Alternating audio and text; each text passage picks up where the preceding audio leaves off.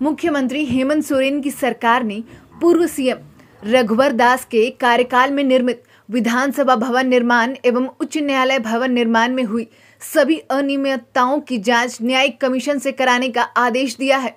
इस संबंध में मुख्यमंत्री सचिवालय ने आदेश भी जारी कर दिए हैं। इसको लेकर राज्य की राजनीति फिर से एक बार उफान पर नजर आ रही है। जांच के आदेश आने के बाद भाजपा प्रदेश अध्यक्ष दीपक प्रकाश ने कहा कि पूर्व मुख्यमंत्री रघुवर दास के कार्यकाल में नई विधानसभा और उच्च न्यायालय का निर्माण कराया गया था। इसकी जांच कराना, ऐसा लगता है राज्य की मौजूदा सरकार बदले की भावना की राजनीति कर रही है। 2.5 साल तक महागठबंधन की सरकार कहाँ थी जब मुख्यमंत्री हेमंत सोरेन अपने कार्यकाल के भ्रष्टाचार में फंसते नजर आ रहे हैं, तो इस तरह के हथकंडे अपना रहे हैं। अभी उनके अधिकारी के पास करोड़ों रुपए ईडी ने धर दबोचा है। इसकी जांच चल रही है, ईडी पूछताछ कर रही है। इन सब से घबराकर इस तरह की जांच का आदेश देना कहीं न कहीं संदेह के घेरे में जरूर आता है। मुख्यमंत्री को आज 2.5 साल के बाद नींद खुली है। 2.5 साल के बाद जब नींद खुली है, जब राज्य सरकार के खिलाफ उनके अधिकारियों के यहाँ अवैध पैसे पकड़ाए गए।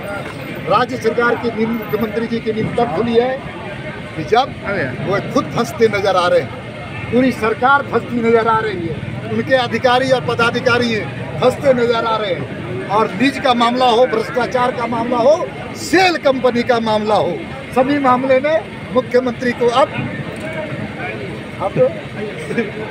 संकट दिख रहा है।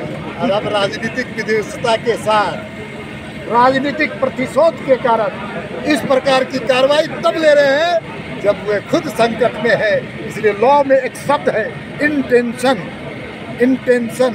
अब उनका इंटेंशन ये है, जब अपने फंस रहे हैं तो दूसरे को जबरदस्ती फंसाओ। इसलिए इनका इंटेंशन ठीक नहीं है और इस प्रकार की कार्रवाई राजनीतिक प्रतिशोध के लिए लिया जाए। वहीं इस मामले में सरकार के बचाव में उतरे पेयजल स्वच्छता मंत्री मिथिलेश ठाकुर ने कहा, हमारी सरकार बदले की भावना की राजनीति नहीं करती है। कई जगह से शिकायतें आ रही थी कि नए विधानसभा और उच्च न्यायालय के निर्माण में अनियमितता हुई है, जिसे संज्ञान में लेते हुए मुख्यमंत्री हेमंत सोरेन ने जांच के आदेश जारी किए हैं। पूर्व की सरकार जांच से क्यों घबरा रही है? अगर वह दोषी नहीं होंगे तो फिर उन पर कोई कार्रवाई किस तरीके से होगी? देखिए, हमारी सरकार बदले की भावना से कोई काम नहीं करती है। बहुत सारी शिकायतें इस तरह की आ रही थी और माननीय मुख्यमंत्री के पास बहुत सारी शिकायतें आई, तो हमने तो कहा कि भ्रष्टाचार पर हमारी सरकार जीरो टॉलरेंस पर काम करती है। और जहाँ इस तरह की शिकायतें आएगी तो जांच से क्यों किसी को, जांच अगर आदेश दिया है तो साज को आज किया, अगर जांच में सभी लोग निर्दोष साबित हो जाए या जो बातें उठ रही हैं जिससे सरकार की बदनामी हो रही है, राज्य की बदनामी हो रही है कि विधानसभा और उच्च न्यायालय के निर्माण में काफी घपलेबाजी हुई है, तो सब साफ हो जाएगा, क्लियर हो जाएगा।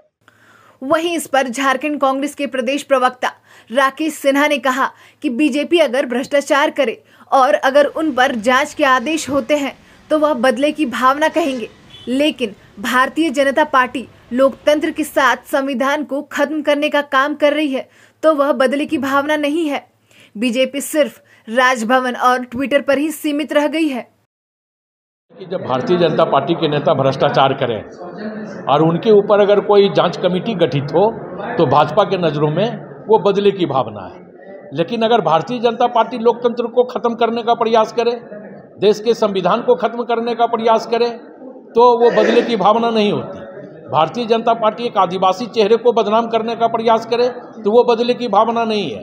तो जो भारतीय जनता पार्टी अब इस राज्य में सिर्फ ट्विटर पे और राजभवन तक सीमित रह गई है, अब उस भारतीय जनता पार्टी के बयानों से छटपटाहट और बेचैनी और व्याकुलता तीनों ये राज्य की जनता को महसूस हो रही है। तो हमें लगता है कि अब भाजपा के लोग इसी तरह व्याकुल रहेंगे, उसके लिए हमें कोई चिंता करने की आवश्यकता नहीं है। न्याय अपना काम करेगी और न्याय जो है पूरे एक पक्षीय जांच भी नहीं करेगी, पूरी पहल, पूरी साक्ष्य के अभाव में जो है इसका निर्णय लिया जाए। गौरतलब हो कि दोनों भवनों के निर्माण का जिम्मा एक ही संवेदक को दिया गया था। ये सारे निर्माण कार्य मेसर्स राम कृपाल कंस्ट्रक्शन के द्वारा किया गया था। झारखंड उच्च न्यायालय भवन निर्माण में गड़बड़ी को लेकर उच्च न्यायालय में जनहित याचिका दायर की गई थी। दायर याचिका में कहा गया है कि ये गड़बड़ी अधिकारी और संवेदक की मिलीभगत से हुई है। और अब देखने वाली बात होगी कि जांच के क्या नतीजे निकलते हैं। रांची से न्यूज विंग के लिए मनीष झा की रिपोर्ट।